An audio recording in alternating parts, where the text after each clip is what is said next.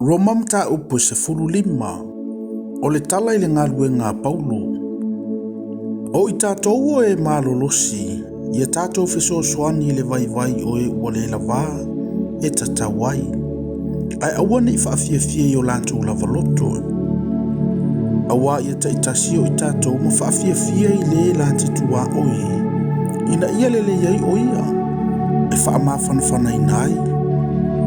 Awa o ke riso lava ele i whaafia o ia ilona lava fina ngalo. Ai pe ona tūsia. Wo o mai i ate au upu whaiwhai a lantou. E na whaiwhai atu i ate oe. O mea uma fo i na tūsia na mua. Na tūsia ia o mai ai ante i tātou. Ina ia tātou maua le whaamoe tupu mai le ono sai. Ma le whaamawhanawhana mai o tūsi. Ia fo ia tu fo i ante o tau e le antua. O ia tupu mai ai le ono sai ma le whaamawhanawhana. Ina ia ngā tasi o tau loto e tūsa ma le whina ngalo ke riso Yesu. Ina ia vivi o tau i le atua, le tamao lo tātou wali o Yesu ke riso, ma le loto e tasi, ma le upu e tasi. O lea, ia o tau talia ai le tasi e le tasi.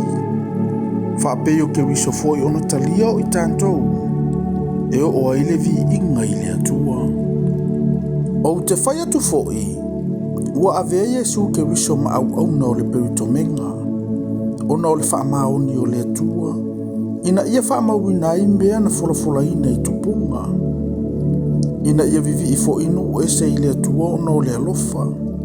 Pei o na tūsia, o le mea lea o te tau ai o e inu ese, o te pese atu foi i lo suafa. Ua toe whape mai foi, ia oli o tonu ese whaatasi malonanu. I le malea, ia vivi i atu i le alii o tonu uma. Ia whanene e atu i ante ia o tau tangata umalava. Ua toi whape mai foi i Isaia, e iai lea au Iese. O ia foi na te tula i e pule inu ese, e whaatua i ante ia nu ese. O le atua foi e tupu mai ai le whaamoe. Ia whaatutumuina o tau e ia i le oli uma atoa ma le filemu. Ina ua whaatuatua, ina ia tele lava lo o tau whaamoe o no le mana o le anganga pa ia. O usoe, ua o mauti noa, o au nei lava, ua tutumu o tau foi i le anga lelei. Ua apepele i le poto malava. Ua utau mawhaia foi o nā poapoa i le tasi. Ua utusi atu nisi mea i ante o tau. Le au soe, ma le whaamalosi, i lo whaamanatu atu i ante o tau. Ono le alofa tunua ua ina mai i ante au e le atua. Ina ia avea au ma au na Yesu ke riso inu ese. O te whaiale whaiva o si taulanga i le tala le leia le atua. Ina ia tali le leia le taulanga anu ese. Ina ua whapa ia ina i le anganga pa ia. O lea, ia iante au ni mea mita ai o na o ke riso Yesu. I mea tau le atua. A wau te le wha malosi o na tau atu i mea ele inga lue ai ke riso iante au. Ie iu ina ngā wai o nu ese. I le upu ma le amio. I le mana o whailonga ma wavenga. I le mana o le nganga o le atua. O lea ia fua mai ai Yerusalema. Ma whaata milo e o Iluriko. Ua o matua fola le tala le leia ke riso. Ai whaapea na o loto malo se tala i le tala le lei. I mea sa le ta ua i le suafo ke riso.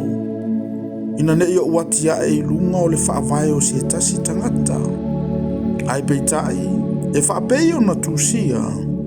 E whaava ai i lanto o e na le tala ina i ai le tala i ate ia. E la ngona i lanto o e na le whaalongo atu i ai.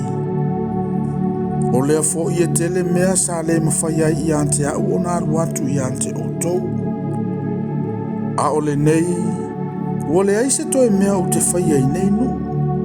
Ma ua te le tausanga sa o matuafi anu atu ai i ante o tou. A uaru malanga I se pania, ona o walu atu ai lea ia te outou. A wau te whamoe mo te asiasi atu ia te outou I la malanga. E molia fo ia ue outou I lea mea pe a o mua I malie te isi I lo tātou whailoa I ma outou. A o lea uaru malanga nei Jerusalema. O te au nā atu ai I le au pa ia. A wa loto ma ke tonia ma aka ia sauni se alofa faitele ia mātitiva o le au pa ia o Jerusalema. Ua lantou loto fo iai. Sa ia te ilantou fo ia lantou mea.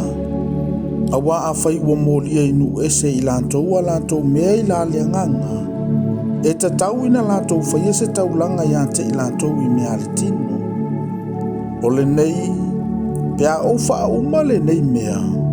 Ma faa saonga le mu atu le nei fua ia te ilantou. O te ui atu ai ia te outou, pea o waluatu se pania. Ua o wiloa foi, pea o waluatu ia te outou. O te aluatu ma le ato o tō le manui o le tala le leia Keriso. Le au soe, o te ai o iantu ia te outou. Ona o lo tātou o li o Yesu Keriso, ma le alofa o le nganga. Ia o tau matua fina finau whaatasi maa I talosanga I le atua moau. Ina ia lawea ina au ye ua le whaatua tua o Iutaia.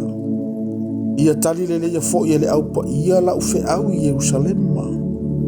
Ina ia o wanuatu ia te o tau ma le oli oli. I le fina ngalo o le atua. Ina ia tātou fe wha mawhanawhana I ma outou. Ia ia te outou ma lava le atua e ona le manuia. Amene.